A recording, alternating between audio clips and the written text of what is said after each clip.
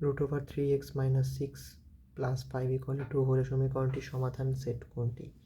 এখন আমরা এখানে √3x - 6 এটার উপর হোল +5 = 3 2।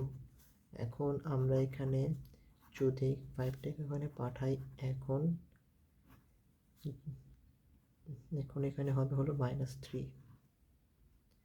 এখন একটা জিনিস, যে উত্তর কোনটা হবে, অনেকে বর্গ করে বের করে, যেটা আমরা এখন করব। বর্গ করে 3x - 6 = 3 3 9, বা 3x এখানে পাঠিয়ে দিলে এটা কত হবে? 15, বা x = 5।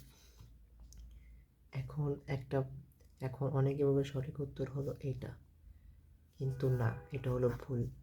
এখন একটা জিনিস লক্ষ্য করি এখানে, যে এখানে এই সমীকরণতে মূলত বলা হচ্ছে 3x - 6 = -√3। এখন একটা জিনিস লক্ষ্য করি, √ওভারে যদি ঋণাত্মক মান আসে, তাহলে তা অবশ্যই অনির্ণেয় হবে, অর্থাৎ এটার কোনো মান নেই।